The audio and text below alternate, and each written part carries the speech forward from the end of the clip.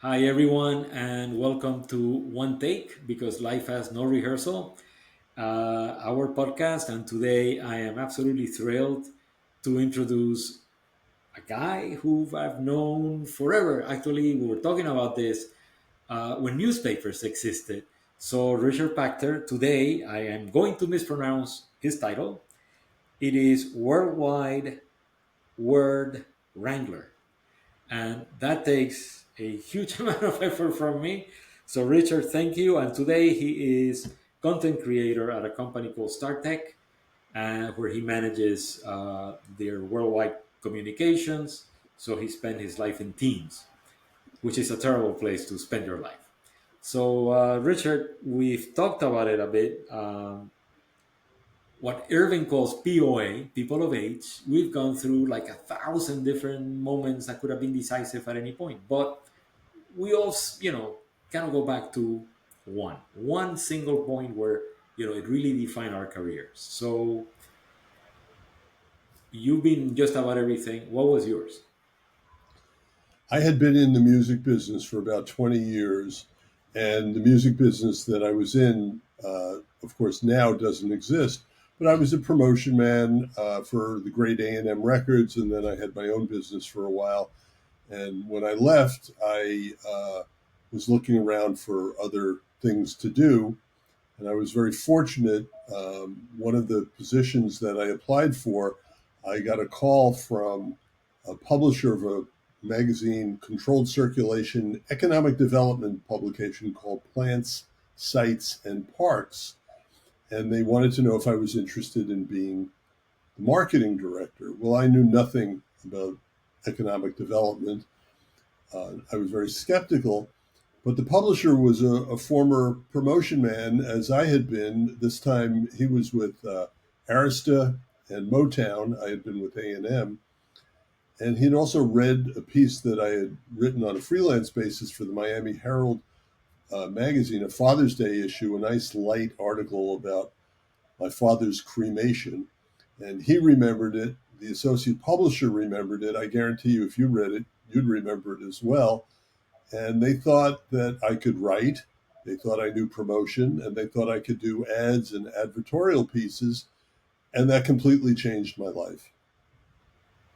No, so that's great. And then just to fill out the audience, I mean, you also went to the Miami Herald, which in those days was not only the newspaper in Miami, but also a Pulitzer Prize national Sure. almost newspaper of real heft.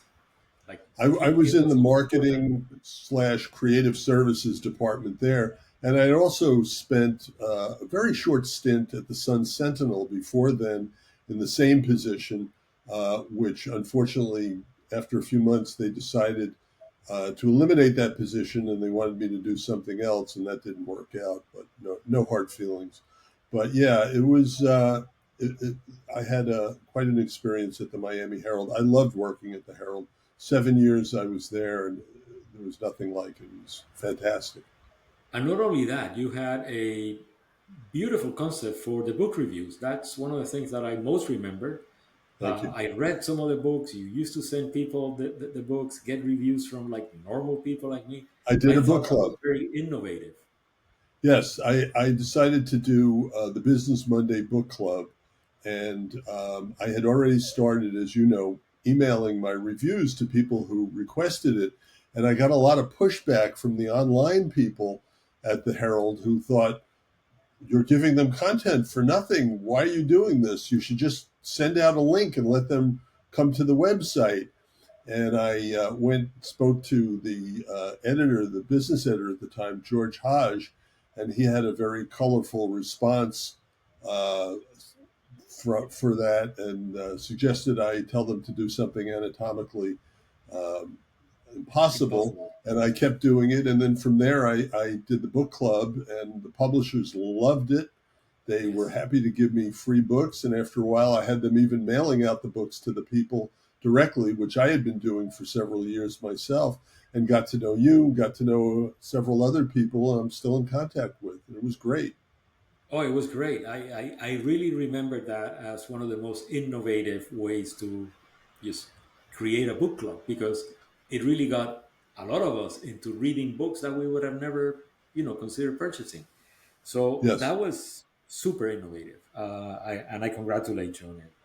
Thank you. I tried I to found it. continue that after I left the Herald, but it would have been a volunteer effort, and I had other things to do. Sure. I thought about ways of monetizing it, and I even had some conversations with the great Seth Godin about doing so, but ultimately it just didn't make any sense for my end, maybe for someone else. That's a great idea, though. I should call Seth. I mean, we go along. I mean, we really go back ages, also Yeah, you ages. should talk to him and maybe even Daniel Pink as well. Pink is writing for the Washington Post now, and he's great. He's fantastic. Yeah. So with all of these changes, I mean, like one of the questions I like to ask, because people our age, we've seen a lot of change, but we're intelligent people. We probably previewed a lot of these changes. Like we saw them coming and all of that. But which one took you totally by surprise? Which one, like in 1,000 years, you could have never imagined that? Well, two things. I'm gonna cheat and give you two answers. In the music business, the digitalization of music and its subsequent devaluation.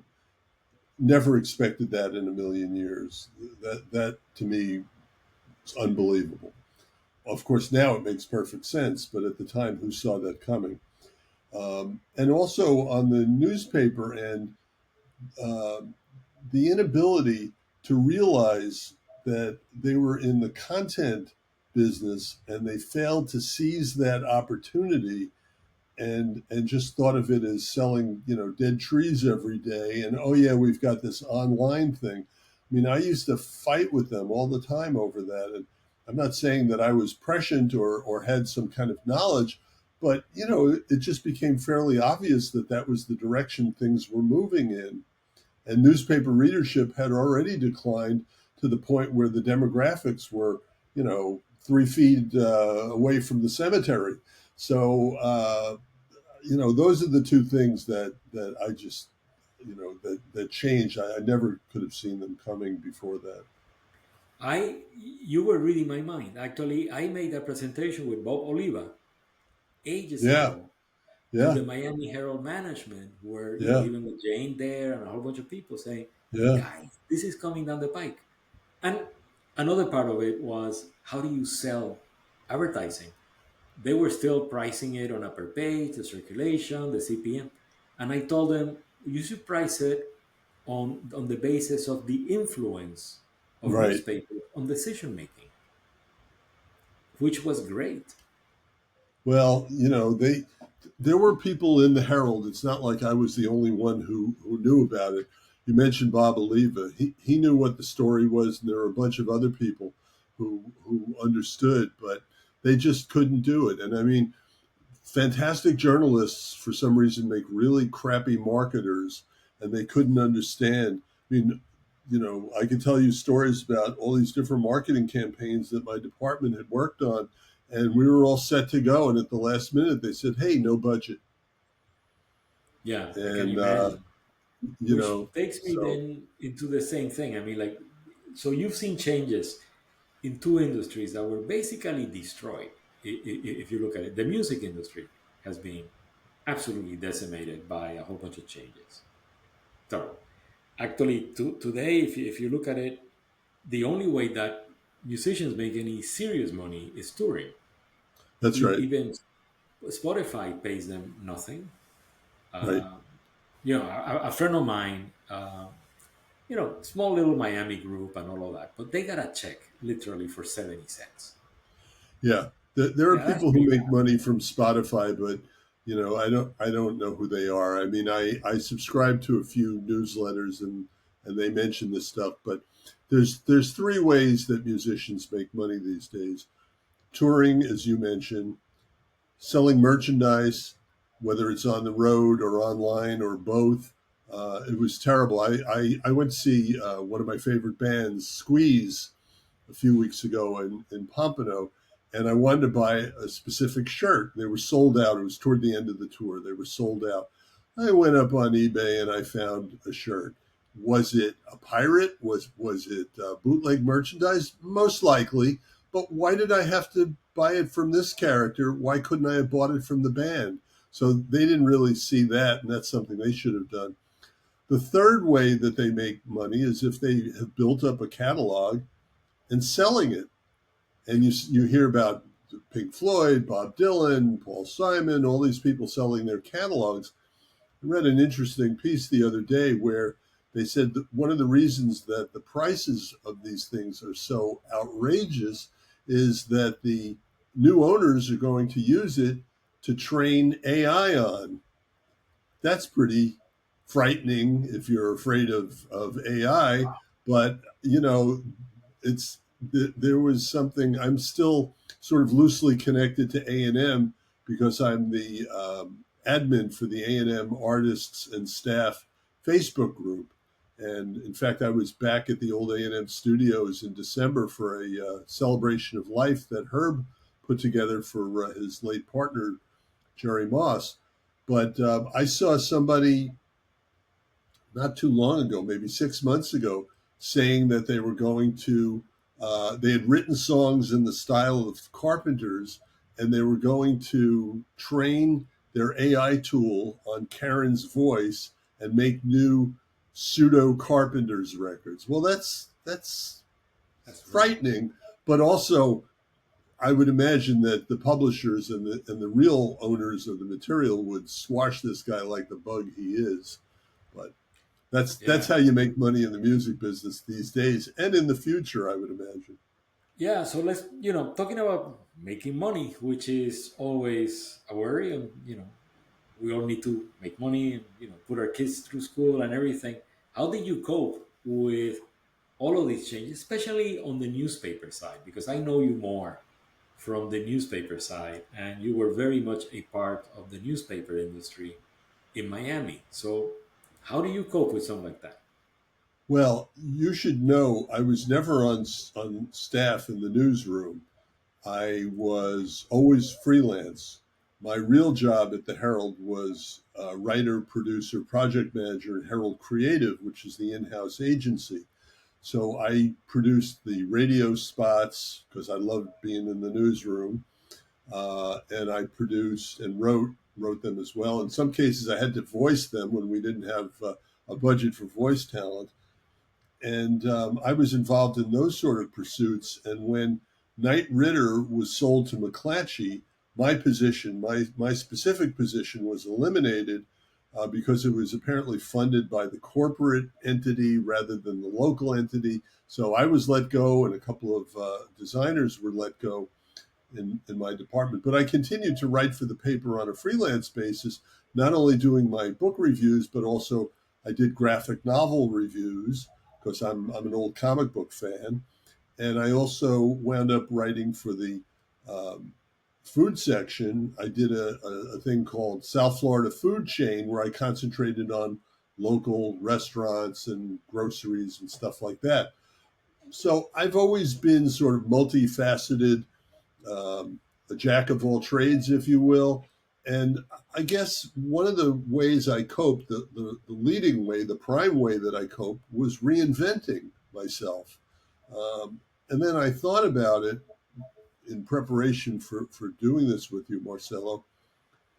I've reinvented myself so many times that maybe it's not reinvention. Maybe it's just who I am, multifaceted kind of guy. Maybe if I'd concentrated on one thing, I'd be really wealthy and I could retire and hang out and stuff like that.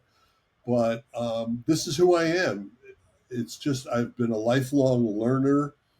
I've had a ravenous curiosity, which is what led me to doing the book reviews. Um, and that's really it. That's the skill. It's, you may say it's reinvention, but it's just a powerful curiosity about things. But that is a really good insight, though, because at some point we fall, you know, we're all getting old. Some of us, like my wife says, you're getting old, and I tell her, no, I am old. I already got old. Yes, But we and have and it's reinvented very good. ourselves. It's far preferable to the alternative, I believe. I don't know, depends. But and I don't want to go into the reincarnation thing because, like, Okay. no, like, I'm not gonna go through this again. No All way. right. I want to be, if I get reincarnated, I want to be a cat or something. All So right. yeah, but it's interesting because we've all reinvented ourselves so many times that you even should wonder, where's the original anyway? So maybe, your insight is great. Your insight is, this is who I am. Maybe it's not even a question of reinvention. Maybe it is a different aspect of Richard coming out here, and then another one maybe, leveraged over here, another one, more sublimated over there, that kind of thing. Well, you know the old Mission Impossible TV show Yeah. where he was given a mission, then he would open up his book and he would see the different people that he would pick for those skills. So that's the way I sort of think about it as well. What skills do I need to bring to bear? What skills are required? Oh, writing, okay, I can do that. Promotion, I know that. Marketing, social media, I've done that. I was social media manager for TrackPhone for the wireless phone company for a few Oh, wow. years. So I mean, I've done and I still do some social media for a couple of clients. So these are all these skills and all these interests that I have, and it's like Mission Impossible. What do you need to get this job done? Okay, can I do that? And if not, I know somebody. No, that's fantastic. Those are really good insights, and I'm definitely gonna promote them because I think they're brilliant. Thank you. The Mission Impossible book, for example, and we've all seen the movie, we've all seen the TV program. It is a great visual, Yeah, yeah, yeah. and it is cleaner than Beate's visual, with the bucket. So Right. yeah, at least it Yes, is cleaner, yes. right? Better than the bucket. Yeah. So, to end, because I am gonna put all of these things together. This very specific part, I really am. Once we have a few more episodes, but let's say you are, and I've been in a situation with, like a CEO, a CMO. That person is considering, many different candidates. What do you tell them about the candidates who are 55 plus? Well, Those who are almost o- invisible in our industry. older workers, and I mean people who are actually working in the workforce as opposed to retiring, they're usually rock solid and dependable and super focused. My last manager, and I'll break my arm patting myself on the back, who sadly left the company earlier this year, said that I was the most agile member of the team. Someone else joining our department, a young woman who was doing her online get acquainted things, she said she heard from all of these colleagues that I'm fun to work with, and even people who didn't work with me in other parts of the company. So I try to be the guy who gets it done. I try to facilitate. I'm not impede. I'm not. I make a terrible bureaucrat because I don't want to clog up the works. I want to get shit done. So older workers, many that I've come across, have that same attitude. Let's get stuff done. No office politics. Let's not waste time. What do we have to do to get this done? So we've been around. We've seen good behavior. We've certainly seen bad behavior. Maybe some of us have engaged in bad behavior. Um, but in the workplace, brick and mortar or virtual, that's not us. We don't, we try not to flock with the turkeys. We prefer to fly with the eagles. So those are the things that older workers, I think, bring. If you're still doing it and you can still bring it, you want to do it. You're motivated to do that. And if not, you'll be able to tell really quickly the people who are just doing it just to, have their cards punched or something like that. And that's very true. We are very focused. We want to get things done, and by now we have seen the results of not doing things. So we're focused on doing. So Yes, Richard, thank you very much. I my really pleasure. appreciate it. Just for the record, you're number 15. This is a true benchmark. This is something that I thought it would be hard to achieve, and on the contrary, I have been blessed by having a lot of friends and contacts and acquaintances and everything who are really interesting people. And I really thank you for joining us and for sharing everything. My pleasure, Marcelo. Okay, man, we'll see you. Now, you asked, you had two more questions that you didn't ask me, and I actually had prepared for them. Was there a point in your career where you said, "Shit, I'm getting old. Let me do this"? And you said, in your case, it was why you changed from creative to media. So my response was going to be something along the lines that, no, I never said that. I'm happy doing what I'm doing, and I don't have like this. Okay, now I'm going to start singing opera, or I'm going to travel the world. I just want to keep doing this stuff. I have, you know, a great marriage, and I take care of my wife. She takes care of me, and I just want to keep doing whatever I have to do. So that's one question. And I also have made a commitment to dance at my youngest granddaughter's wedding, and she's just about a year and a half. Oh, So okay, so we so got time. I'm planning to be around forever. And the other thing is, Oh, you we want to know should what's in marry. store. Or like my daughter. There you go. What's in store for 2025? Well, politics aside, who knows? I just want to keep doing what I'm doing. I've got some personal projects, creative projects that I'm kicking around. I want to do more writing, a little bit more journalism. I just was working on a pitch to interview somebody. I'm going to see. The market is just not there like it used to be. Yep. But I have an idea for something, so we'll see what happens. I also published something in the Sun Sentinel magazine this past year, and I've got another piece that I'm nearly finished with that I'm going to pitch them on and see where that goes.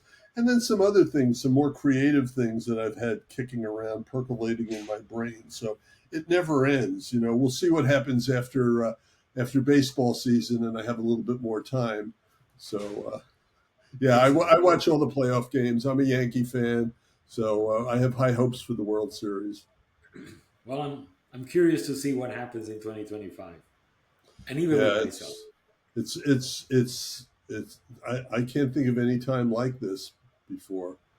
Neither can I. It's Thoroughly. unbelievable.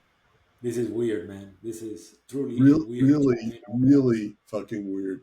Listen, I'll let you go, Marcelo, but it was my pleasure as well. And if I can help in any capacity, give me a shout, give me a holler. I'm happy I will. to help your thing get a little bit better. Thank you. Thank you very much. Have a great day, man.